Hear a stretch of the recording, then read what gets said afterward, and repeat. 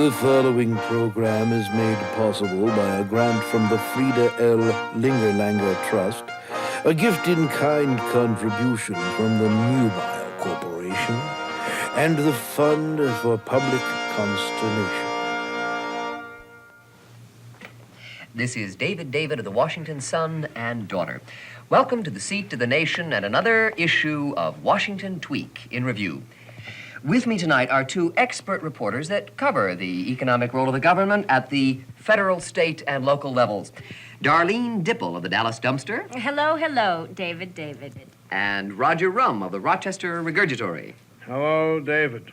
David, hello. Mail call. Darlene, you first. A viewer in Tuscaloosa, Alabama wants to know what kind of economic system do we have? That's Tuscaloosa, David, and we have a market-oriented or a capitalistic system. The government has always played a most important role in the U.S. economy. And still does. Roger, for you. Next, from Oaks, Pennsylvania. How important is government in our economy? That's Oaks, Pennsylvania, David. And the government at all levels has grown from acorn to oak proportions in the number of people it employs and the dollars it spends. What's government's effect on the overall economy? Asked Mr. E.B. in Fort Wayne. And another viewer in Miami, Oklahoma wants to know, how is the individual affected? That's Miami, Oklahoma, David. And the government has screwed up the whole economy, if you ask my opinion. But he didn't ask you, because it is my turn. Government also is the source of many good things. You like paying taxes? You want to take my turn at paying taxes, huh? You like driving on roads, dummy? Who do you think makes the highways? Who fills the potholes? Who built the space shuttle? Fisher-Price Toys? Land a man on the moon. Very smart. The zipper in his spacesuit cost $20,000. Do you realize that? Now, I paid for that zipper. I personally paid for that zipper. Did I want to? Did anybody ask me? Oh, no. They take my tax money, they buy a $20,000 zipper, and they fly a man to the moon. Roger, think of national defense. That's right. Your tax money goes to the Army, Navy, Air Force, Marines. Don't tell me about my tax money. I know where it went. I defy you to find in all of the armed forces of the United States of America one uniform, one in all the millions of government-issue regulation uniforms on the earth, just one that has a zipper. They all have buttons. No, sir. Without any say whatsoever, against my will, the federal government confiscated my money and ran out and bought a zipper for $20,000. Good grief! Private industry could have zippered every man, woman, and child in the state of Montana for $20,000. Oh. We'll be back after these messages. Actually, the viewers' questions were right on the mark. And in this program on the role of the government in the economy, I'll try to answer them. But before we can examine the role the government plays in our economy, we have to take a closer look at our economic system. Miss Dipple of Dallas was right when she said that we have a market-oriented economic system. This means that we have a system that depends primarily on markets for the answers to the basic economic questions that every society must face, namely, what to produce, how much to produce, and for whom to produce.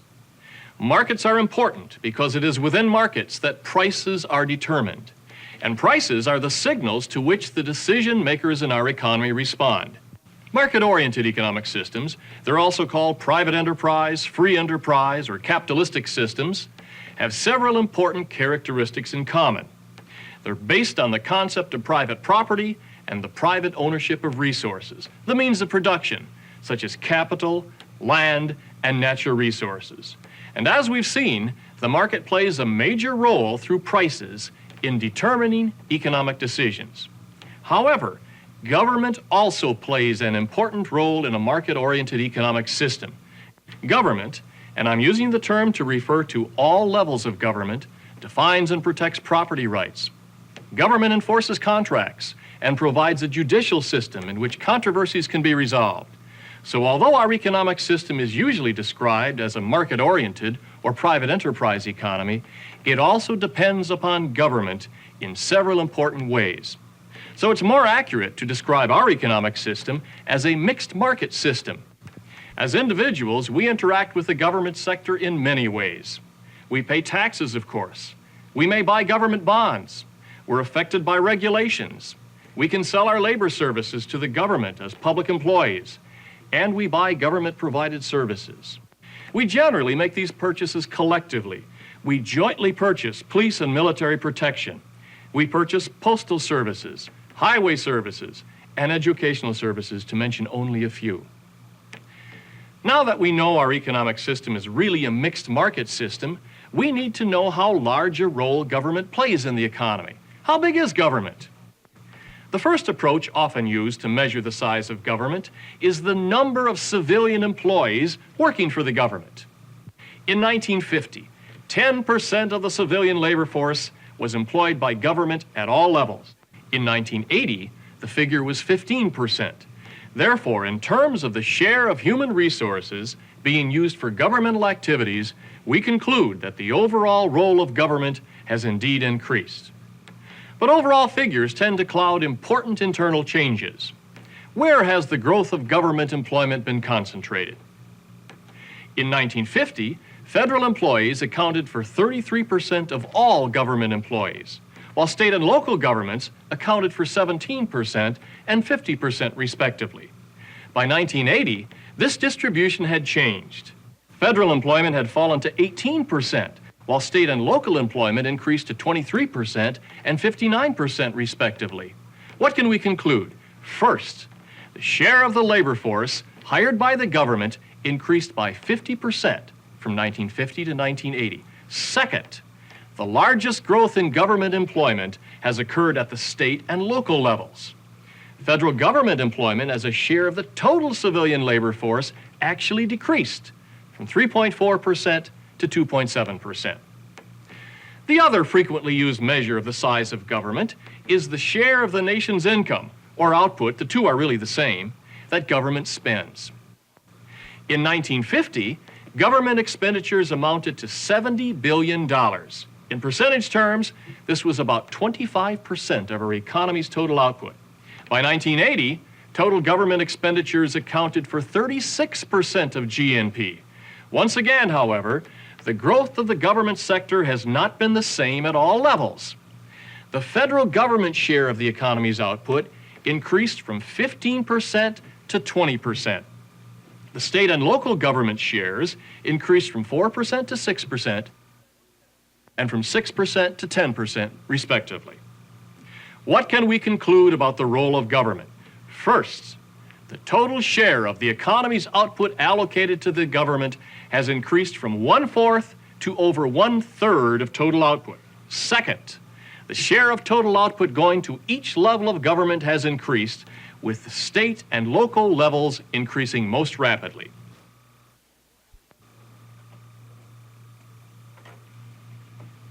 Ernest Endover. I'm sorry. I'm so sorry to disturb you, Dr. Newman. I'm not the one who's disturbed. You are. That's why you're here, isn't it? Sit down. I can't stand sitting. When a patient is standing, it makes me feel inferior. Oh, no. Please don't feel that way, Dr. Newman. I assure you I'm much more inferior than you are. Sit down. Not on the couch. Lie down means couch. Sit down means chair. Now, how may I help you? I'm feeling so... Oh, this is so hard. Reaching in like this is so... Now, go with it, Ernest. Go with the flow. Flow with the feeling, Endover. I'm feeling so overly taxed. Do you want to tell me about it, Endover? Oh, yes. Yes, I do. The burden is enormous. I may not be normal, but I am proud to say I am completely average. I am the head of an average American family. We make $25,000 a year. I have a very average wife and 2.3 children. Annually, we each consume 7 pounds of sugar, 51 pounds of beef, 23 dinner rolls, 14 gallons of pop, and 9.8 large pizzas. So, you see, we're an average American family. Yes. Yes. And Yes, and over yes. my 2.3 kids wear $50 sneakers. Yet I have to pay $4,880.50 a year in taxes. And my wife has to pay some, too. I'm carrying an outrageous tax burden, Doctor. If I stay just average, I'll carry that kind of burden with me the rest of my days. There's no relief from taxation but death. There is relief regularly. Right here in this office. This is your haven, an oasis of sympathy and sensitivity. 1 hour each week for only $75. When you walk through that door every Thursday morning, you will leave all of the problems of the world and the Internal Revenue Service behind. Peace. 1 hour's escape every week. Not to have to think about taxes. You don't know what this means to me, Doctor. I'm sorry, Ernest. Our time is up. It's already 10:40. Already 10:40. 10:40. 10:40. 10:40. Ernest! Personal taxes can certainly become an emotional issue. But in order to put them in proper perspective, let's compare the tax revenues of the major democratic countries of the world. Here you see tax revenues expressed as a percent of each nation's total output.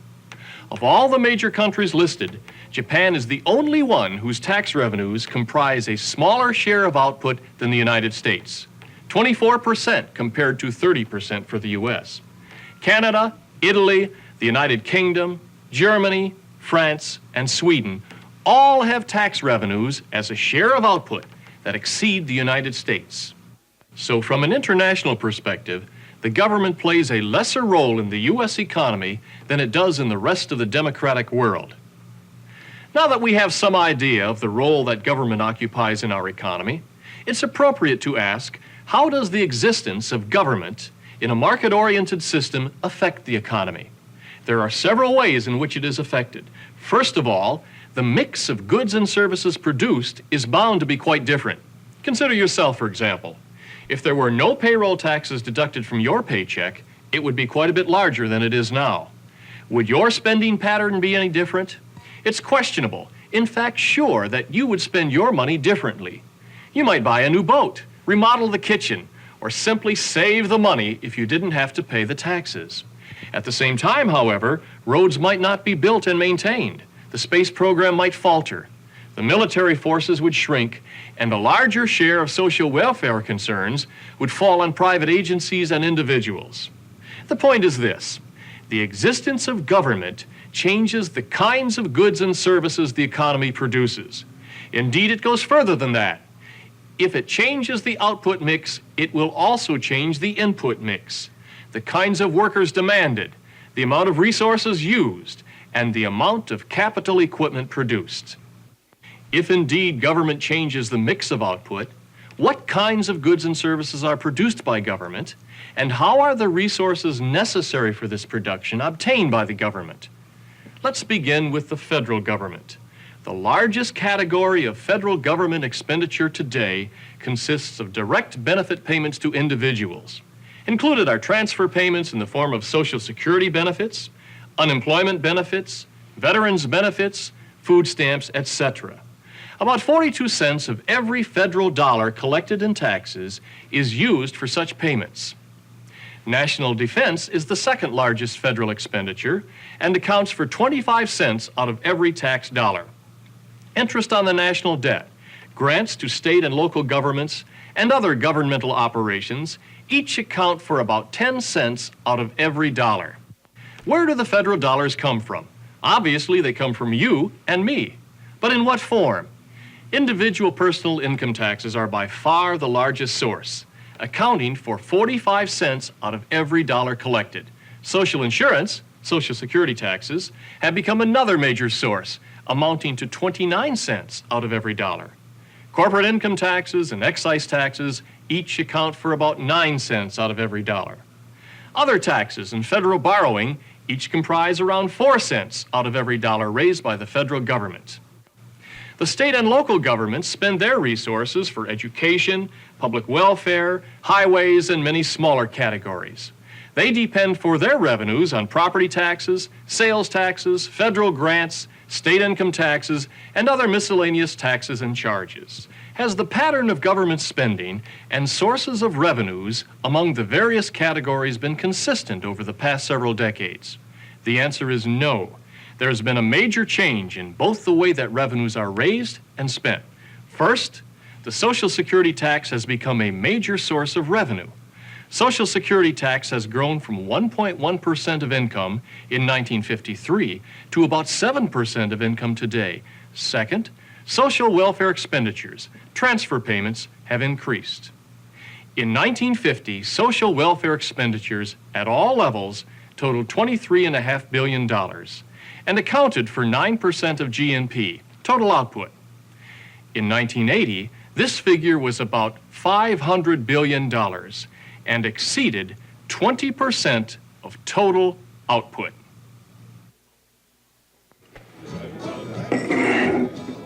Dingo, my man, don't get me wrong. I got nothing against government. I think most countries have one, don't they? The problem is, when a guy like me looks out at the world from right in the middle, what have you got? There's extremists on both sides. That's the whole problem. Now, as for me, government should stay out and let the private sector do the whole job. No way. I'm not sending my kid to no corporate school. Well, you got a point there, Dingo, but the problem is the government comes in, takes your popcorn, and then gives it to whoever they want. Hey, I give my popcorn to who I want. Oh, no, Dingo, old boy, you're missing the whole point. They withhold your popcorn, and then they redistribute it. The more you make, the more they take. And the more they throw down from the top of the heap to the bottom. Will you stop throwing around my popcorn? Dingo, my man, we are graced by the presence of a very attractive and obviously intelligent young lady. Someone with whom I can conduct an elevated conversation about the merits of capitalism and free enterprise. May I introduce myself? I am Eldon Belden. May I ask your name? Yes, Well, what's your name? Dr. Nicole Nikolovsky, Professor of Biology and Immunology, Leningrad. I am here doing advanced research on biological warfare at your university. I would like, please, a glass of vodka. It has been a long and decadent day here in America.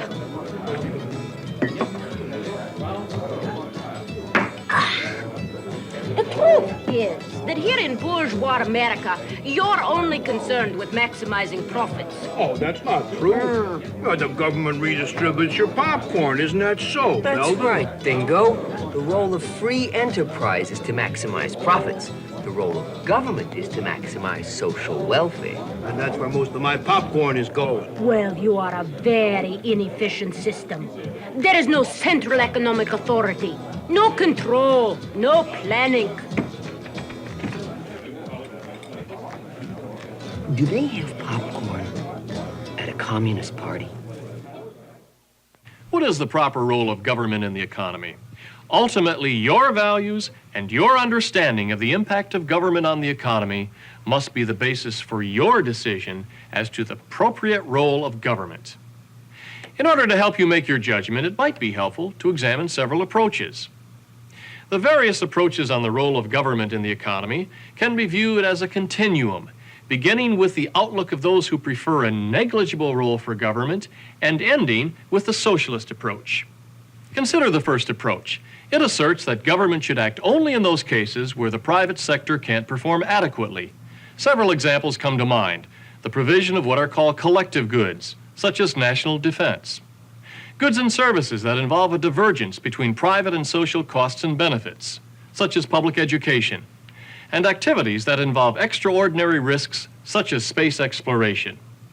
The second approach implies that government should play a more active role in the economy. In addition to the activities mentioned in the previous approach, government should be a source of initiative, such as generating power in the Tennessee Valley. Government should change consumption patterns, such as occurs when subsidized housing is provided for low-income persons. And government should seek a more equitable distribution of income by expanding social welfare programs. The last approach is the socialist approach. This viewpoint is the opposite of the first. It simply assumes that all activities should be undertaken by the state unless compelling reasons can be shown for not doing so. The means of production should be owned and operated by the government under such a philosophy. These explanations are, of course, oversimplified, but they demonstrate the alternative approaches that have been suggested for government in the economy. The system we currently have is market-oriented. It is an economic system in which individual freedom is a fundamental principle. As we've seen, the basic economic questions that face every society are answered in our economy primarily through the market mechanism that incorporates the preferences of millions of individual consumers and producers. By now, we have a better idea of the role government plays in our economy. Government also affects the economy and the individuals and agencies that comprise the economy through its regulation activities. The government has been involved in regulating economic activities from its inception. In recent years, however, the nature of government regulation has changed from focusing on individual industries to specific issues that cut across industry boundaries. In particular, the goals of regulatory programs in the last few decades have been to reduce the adverse environmental effects of economic activity, to lessen the risks of accidents and exposure to substances endangering health, to enhance the amount and quality of information to consumers, and to improve the equality of access to education, training, and jobs. These are goals that are important, but they involve economic choices that are not always easy to make. One of the basic principles of economics is that we have limited resources, and the real cost of using a resource is the best alternative use that could be made of it. Therefore, it's important that costs as well as benefits are carefully weighed when decisions are made that affect resource use. The costs of governmental regulation activities are not always easy to calculate. This is because not all of them are immediately obvious. The basic costs imposed by regulation are the following. Administrative costs. These are the costs involved for the staff, supplies, and studies necessary to write, manage, publish, and police regulations. They're incurred by both government and the firms that the regulation affects. Compliance costs are the second costs. These costs are borne by the firms being regulated and include expenditures to analyze possible approaches to meet the specifications required and to maintain records indicating compliance. Third type, inefficiency costs. These are costs to the extent that regulation restricts the range of possible prices and practices that can be used. The kinds and amounts of resources that are used will be different than that mix would have been in the free market. In this sense, resources are being used inefficiently. Ultimately, these costs are passed on to the consumer in the form of higher prices. Some of the costs and benefits of regulation are obvious, while others don't appear till sometime in the future. As a result, it is a difficult, complex task to achieve the appropriate level of regulation, a task that has important ramifications for future economic growth as well as the current level of output in the economy today.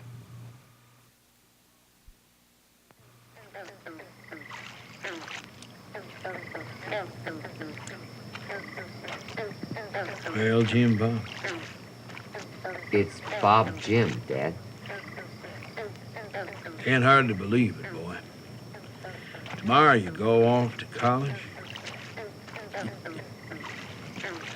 Where has all the time gone? Oh, Lordy. Where has all the time flown? Seems like just yesterday, you and me was sitting at the edge of the pier, fishing. The new rod and reel I bought you down to Greason's 5 and 9. You remember? It was yesterday, Dad. Thanks for the reel. Yeah, something I want to tell you about Bob Jim. Yes, sir. It's sort of a going away message, like that old fella Polychloride tells that young dimwit one of them Shakespeare theater plays. It's Polonius, Dad. In Hamlet. Whatever. Seems there's a couple of things I learned along my way in life that I want to pass on to you, dimwit. Bob Jim. Yes, sir. We live in a good country, boy. Now, I mean that. Mine is mine. No shiny boot sucker's gonna come and take it away from me. 'Cause we got laws. Now, when you get out there, whatever you're gonna be, maybe not much, but no matter, you can be sure them bureaucrats are gonna tax your hide off, regulate you up to here. And tell me I can't kill weeds and mosquitoes the way I want. Even tell me what ain't good for feeding hogs. Can you imagine that? They start to tell us when to plant. We all starve to death. Hey, but there's still room, Bob Jim. Plenty of room. Be what you want to be. Do what you gotta do. Maybe not much, but you still got more room here than any place else. Now, you go on, you keep it like that.